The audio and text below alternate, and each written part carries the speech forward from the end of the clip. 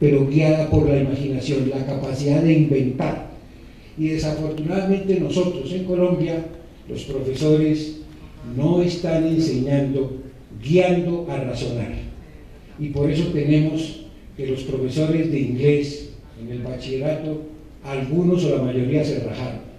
Y lo mismo en toda América Latina. Lo mismo que los profesores de matemáticas también se rajaron.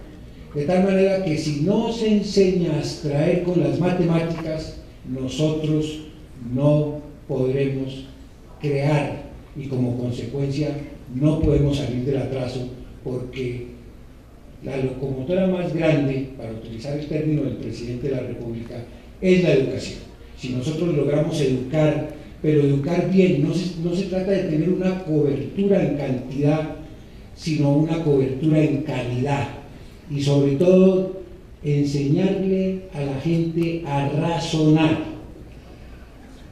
De tal manera que frente a esa realidad ustedes se preguntarán qué hacen los semilleros. América Latina es idéntica, es decir, lo único que nos separa, como decía Mercedes Sosa, es una línea para que el hambre del venezolano esté separada del hambre del colombiano, del hambre del argentino, pero somos los mismos. De tal manera que toda América Latina tiene los mismos problemas. Inclusive, si uno sale a alguna calle de México, de Argentina, la gente se parece y tiene las mismas angustias, las mismas necesidades, etc.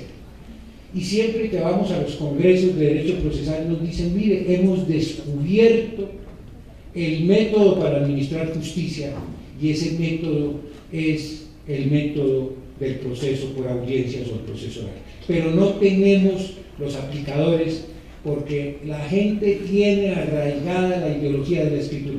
Pues para eso hemos organizado los semilleros.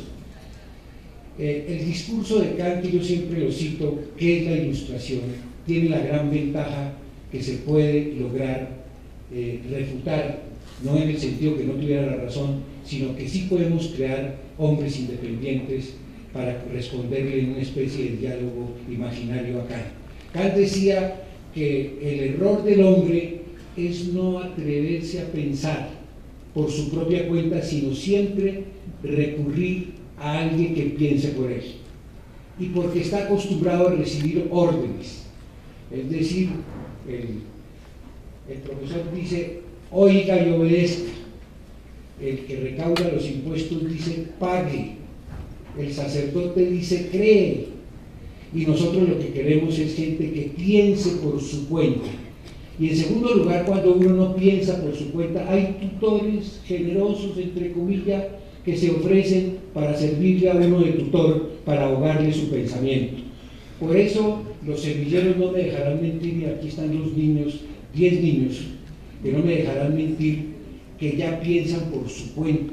Ustedes vieron la exposición de la niña razonando por su cuenta, haciendo uso público de su propia razón, sin permisos, y lo mismo los 10 niños y los demás que no están clasificados ahí, pero que también lo hicieron. De tal manera que estamos tratando de formar gente enhiesta, gente con timo, gente con vigor, gente que en los países nuestros necesita para cambiar esto, porque estamos en un continente terriblemente desigual. Esto es una catástrofe prácticamente de la desigualdad. Por eso necesitamos ese tipo de personas enhiestas, independientes, con capacidad de grito, y que además puedan intervenir en política, porque el error de la generación de nosotros es que la política no, la política sí. Tienen que hacer política, porque si no hacen política, la hacen otros que pueden no ser los más honestos que el país necesita, pero la política es la más hermosa de las artes y la más hermosa de las profesiones. Intervengan siempre entendiendo que la política es para el bienestar de los demás y no para el enriquecimiento propio. Eso es lo que queremos con los semilleros, y además hemos descubierto, ustedes oyeron a la niña hablar, que todos los nuestroamericanos son grandes oradores, son extraordinarios oradores, solo que la oratoria cambió de centro. Ahora hay que hacerlo sobre el raciocinio, desplazando todos los giros idiomáticos sobre las pruebas y sobre la juridicidad. Ustedes vieron Mitideiro, el brasilero, que es un joven, la gran capacidad oratoria que tiene, y así los semilleros de toda América Latina, de los que han venido a Colombia y los que conocemos, son grandes oradores. Hemos rescatado la oratoria Vir Bonus Dicendi Pentus, que eso nos complace a todos. En segundo lugar, los profesores. ¿Quién es profesor?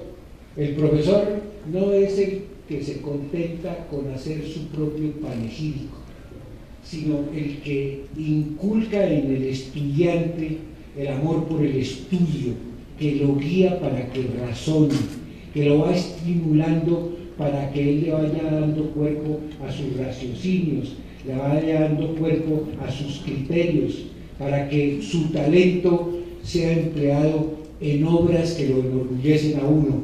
Yo creo que ustedes piensen cuando uno construye con los hilos de la inteligencia y de la razonabilidad cuerpos que pueden ver los demás, y lo único que uno ha empleado es el sabor y la grandeza de la palabra, que es la manera que tenemos los seres humanos de comunicarnos.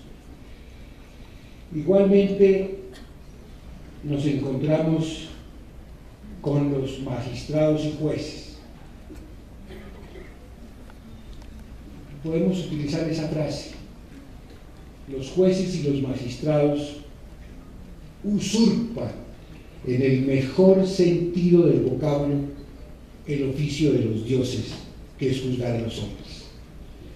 El juez tiene que convencerse que su oficio es de los más importantes para un país, y sobre todo para nosotros que tenemos democracias endebles por razón de la pobreza, la desigualdad, la falta de empleo, la negación de la sociabilidad porque la gente se encuentra aislada.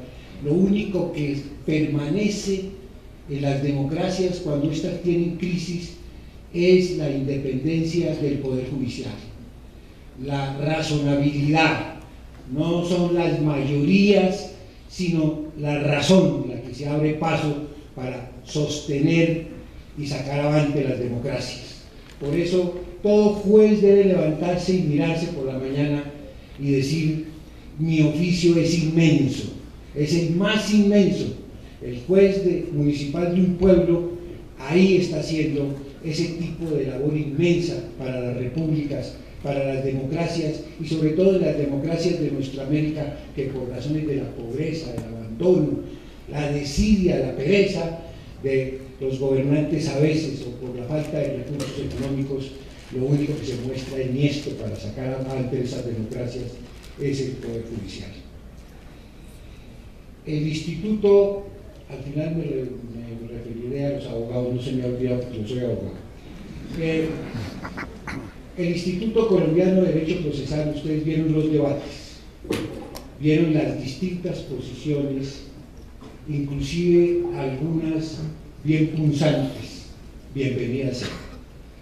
El Instituto Colombiano de Derecho Procesal es una tribuna abierta a todas las corrientes del pensamiento procesal.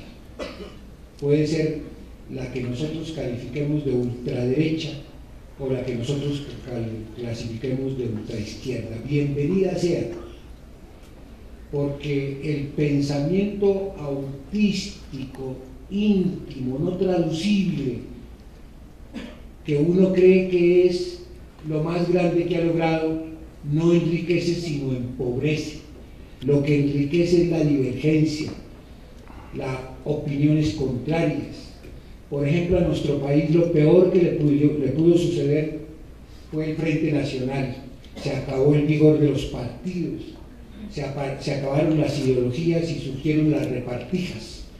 Y por eso estamos ahí. El Frente Nacional ha sido una cosa maldita para Colombia, porque perdimos la capacidad de lucha.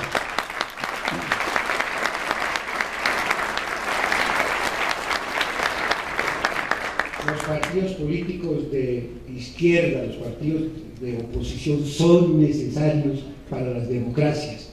Sin que haya partidos de oposición no hay democracia. La unanimidad es una vergüenza y raquitiza el pensamiento y raquitiza el instinto político que debe tener todo ciudadano de un país responsable. Por eso el instituto tiene abiertas sus aulas. Nosotros